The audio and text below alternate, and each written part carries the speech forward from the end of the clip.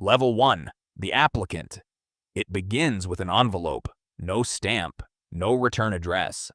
Just your name, typed in a font that feels too clean to be innocent. You fill out a form that asks everything: your childhood, your debts, the dreams you've never told anyone, for a job title that doesn't exist. 3 weeks later, a phone rings. The number is untraceable. The voice on the other end simply says, "Be at this address, this time, tell no one." You pick up your bag that evening. Your wife reaches for your hand. You let her hold it for a moment longer than usual, then you go. The room they sit you in has no windows, one chair, and a mirror on the wall. You already know someone is watching from the other side. They know about the loan you took out in 1959. They know about the argument with your brother. They know things you forgot you'd done. They wire you to a machine and ask you questions that feel simple. You learn very quickly that none of the questions are simple. For the next 6 months, strangers quietly pull apart every year of your life, every address, every friend, every receipt. You won't know any of it is happening. Then a second letter arrives, smaller this time. Just a date, a street address, and a single instruction. Come alone and come on time. You drive to a building that does not appear on any map you've ever seen. You park the car. You walk to the door. This is where it begins. Level 2. The trainee. They call it the farm. Officially, it is a Department of Defense research facility. Unofficially, it is where they find out what you are made of. On day 1, they take your name. In its place, they hand you a card with a photograph of a person who looks almost like you, but isn't. You spend weeks learning how to disappear inside a crowd, how to walk without purpose, how to exist without being remembered by a single soul. You fire weapons you never expected to hold. You fall more times than you can count. You get up every single time because stopping is not an option. They pull you from your bunk at 2 in the morning, blindfold you, and walk you somewhere you cannot identify. This, they explain, is Tuesday. You learn the dead drop. How to leave something in a place for someone you will never meet in a way that leaves no fingerprints on the moment. You stand before a mirror and practice being someone else until the reflection looking back at you feels more comfortable than your own name. They wire you to the polygraph again. This time, the needle barely moves. You have learned how to keep your heart from telling the truth. Of the 100 people who started beside you, fewer than half remain. The others were quietly handed their bags and driven back to their ordinary lives. There is no graduation ceremony. No speeches. Someone hands you a document, shakes your hand once, and says, "You are now a case officer. Get to work." Level 3. The case officer. Your first posting is an embassy in a city you've studied but never visited. Your cover title is a desk job no one will ever ask you about twice. Your real job is to find people, scientists, generals, low-level clerks, who are quietly unhappy with the side they are on. And then to make them an offer, you meet your first asset on a park bench. You don't look at each other. You never say each other's real names. You pass information like it's nothing at all. Every time you walk into a meeting, you have to consider one possibility, that they've been turned, and this is the moment everything goes wrong. You carry 2 lives simultaneously, the one on your passport and the one in your head. And you can never let either one forget its lines. Your reports go back to Langley and code. Even if someone intercepts them, they'll find nothing but noise. That is the point. That has always been the point. Counter-surveillance becomes instinct. You check reflections in shop windows. You notice when a car has passed you twice. You notice everything, always, without appearing to. One morning, your asset doesn't show. No call, no signal at the drop point. Just silence. And silence in this business is rarely an accident. You report it up the chain and wait. The red phone on the corner of your desk doesn't ring. You stare at it anyway because what else is there to do? After 3 years in the field, a message arrives from Langley. Not about an asset, about you. They have a different kind of assignment in mind. Level 4, the NOC, non-official cover. You are no longer attached to any embassy. No diplomatic immunity. No badge to show if things go wrong. If you are caught, the agency will not come for you. The files that describe your real identity are shredded the morning you deploy. As far as any official record is concerned, you are a private citizen, nothing more. Your cover is a small import business in a city where nobody questions a foreigner with a briefcase and a polite smile. You have been this person for so long it no longer feels like a performance. Your apartment is perfectly ordinary. A plant by the window, a worn armchair, a framed photo on the wall. Every detail has been chosen to survive a search you hope never comes. You leave messages in the hollow of a tree at the edge of a park. Your handler leaves messages back.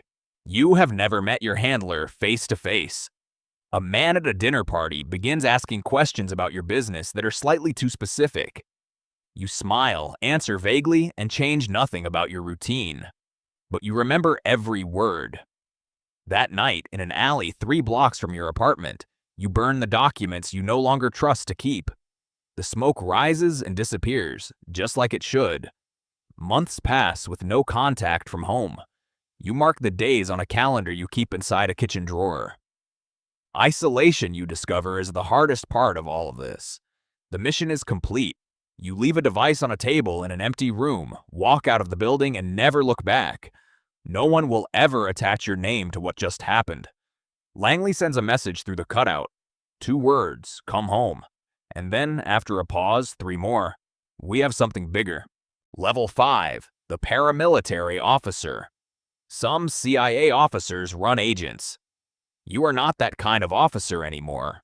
The work you do now requires a different set of skills and a willingness to use them. You are dropped into a conflict your own government will publicly deny any knowledge of, falling through cold air toward a country that does not know you are coming. You arm fighters whose loyalty you cannot fully guarantee, in a war your country is not officially fighting on behalf of an agency that will not claim you if this goes wrong. The extraction helicopter arrives 12 minutes late. You don't ask why. You run toward it through rotor wash and dust, and you don't look back at what you're leaving behind. You carry no uniform, no insignia, no identification that would survive scrutiny. If you die out here, you die as no one. You made peace with that on the plane. An ambush comes from the left. You are behind a boulder before your mind has finished processing what's happening. 3 seconds. You make a decision. You survive. The objective is destroyed. The mission is complete. There is no one to tell, no report to file that will ever see daylight. You walk away from the smoke and keep moving. Back at the base, a man in a clean shirt sits across from you and asks you to go through it all again, from the beginning, slowly. You do. You leave certain things out. You have crossed borders illegally more times than you can remember, on foot, by car, by boat, by plane, and your passport has a different name in every story. The next briefing is different. There are 3 men in the room waiting for you instead of 1. They have a team prepared. They want you to lead it. Level 6, the team leader. 4 people now stand in front of you waiting for orders. For the first time in your career, the risk you are managing is not just your own life, but theirs. You spend the night before the operation studying a map until its contours exist behind your eyes. Every pin on that map is a person. Every route is a decision someone will live or die by. You learn your team the way you once learned your cover identities, their fears, their instincts, the things they do when pressure overrides training. You file it all away. The briefing room has no windows, no recording devices, and one rule: what is discussed here does not exist. You have given this speech before, but it matters more now. Halfway through the operation, the plan falls apart in the way that plans always eventually do. Command goes silent. The radio gives you static. You make the call yourself. There is a moment, one single moment, where you have to decide between 2 options, both of which carry consequences you will not fully understand until much later. One of your people does not come back. You sit down that night and write a letter to a family who will never know the real reason their person is gone. You carry it the way you carry everything else, quietly, without telling anyone, because there is no one in your life who could hold the weight of it with you. Over time, your team stops needing to be told anything twice. They read your signals before you give them. That kind of trust is not built. It is earned, slowly, in the dark. A message arrives from the director's office. Not an assignment, an invitation. There is a station without a chief, in a country where everything is about to change. Level 7. The Station Chief. You now run every CIA operation inside an entire country. Every asset, every officer, every dead drop, every whispered meeting, all of it flows through you. In public, you answer to the ambassador. You attend dinners, shake hands, and play a role that has nothing to do with the work that actually keeps you awake at night. By the time most people in the embassy are finishing their first coffee, you have already made 6 decisions that will shape the next 6 months of operations in this country.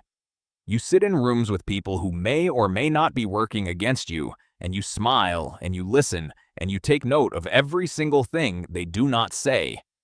A coup is forming in the capital. You can see the shape of it in the cables, in the silences, in the way certain officials have stopped returning calls. You have maybe 72 hours. Not everything that arrives on your desk makes it back to Washington. Some intelligence is too sensitive, too volatile, too likely to be misused by people who don't understand the ground. A foreign intelligence officer makes contact on a rain-soaked street. He speaks carefully. So do you. Neither of you says anything real, but both of you understand the conversation perfectly. One leak, a single name passed to the wrong person, and years of careful construction come apart. Overnight.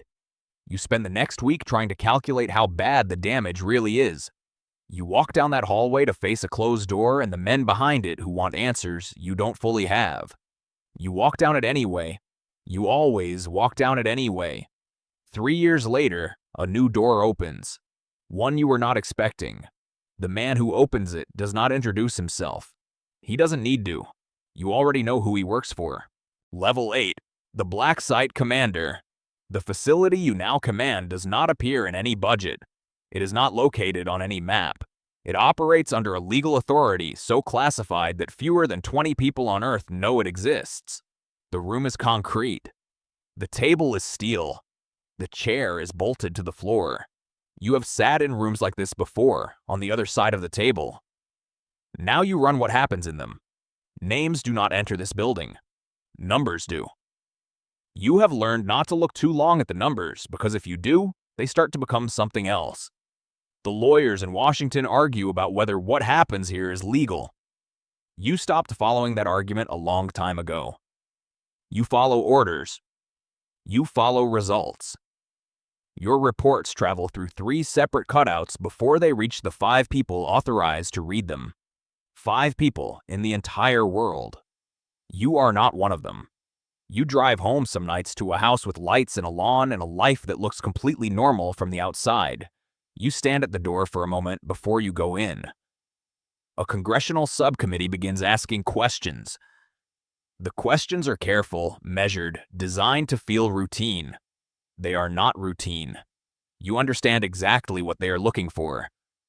Your name appears in a document that was never supposed to leave a secure room. The document gets out anyway. Suddenly a facility that did not exist exists. One morning you arrive and your name is simply gone from the organizational chart, replaced by a gap that no one mentions and no one is expected to ask about. A car comes for you at dawn. The man driving it hands you a new file, a new building, a new title. The red lights of the facility disappear in the rearview mirror. You don't look back. Level 9. The Division Director. You now control intelligence operations across an entire region of the world. Every station chief, every asset network, every covert action program running beneath the surface of history. You sit in rooms with senators and generals and men who don't introduce themselves, and you brief them on things that will never appear in any official account of this era. Every station in your region reports to you before anyone else hears it. You are the first filter, the first judgment, the first decision on what Washington gets to know and what it doesn't. You sign authorizations for operations you will never personally conduct, carried out by people you will never personally meet, in places you will never personally visit. That is what this level means. The Cuban Missile Crisis teaches you something about power that no briefing ever could. That the distance between a decision and a catastrophe is sometimes measured in hours, not years. The red telephone on your desk rings at 3 in the morning. You are already awake. You pick it up on the first ring. The voice on the other end does not say hello. You brief the President of the United States in a room that smells like old wood and consequence. He asks you one question. You give him the truest answer you are able to give. Behind closed doors, the men at your level compete with the quiet ferocity of people who have learned never to show their hand. You have been watching this game long enough to know how to win it. You walk a corridor lined with photographs of operations that succeeded and operations that didn't, and people who gave everything they had and whose real names still cannot be spoken aloud. Then one evening, the director himself comes to your office, closes the door, and tells you about a role that has no title, no office, and no entry on any organizational chart. He asks if you're willing. Level 10, the ghost. There is no ceremony, no handshake, no new badge. You simply step through a door one morning and on the other side of it you no longer officially exist. You are called in only when every official channel has already failed. When the situation is too sensitive, too dangerous, or too deniable for anyone with a name to touch. Your authorization for each operation is a single phone call, nothing in writing. If something goes wrong, there is no record to trace, no file to pull, no chain of command to follow back to you. You operate alone, in buildings that aren't on maps, in cities where no one knows your face, carrying out work that the people who ordered it will never be able to acknowledge. You have lived under 12 different names. You have forgotten which birthday belongs to which one. Somewhere along the way, the original version of you became the hardest to remember. 3 governments have, at various points in your career, declared you dead. The paperwork was filed. The cases were closed. You kept working. The last operation you complete leaves no trace, no wreckage, no witnesses, no thread that any investigator could follow back to the agency, the country, or you. Inside Langley, your file is kept in a drawer that requires 2 separate keys to open. Most of the people who work in that building have no idea the drawer exists. When the records are finally declassified, decades from now, long after the Cold War has become history, your pages will still be blacked out.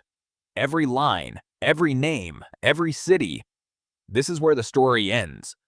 Not with a medal, not with a funeral, not with anyone knowing your name. Just a man standing alone in the long shadow of everything he did for a country that will never say thank you.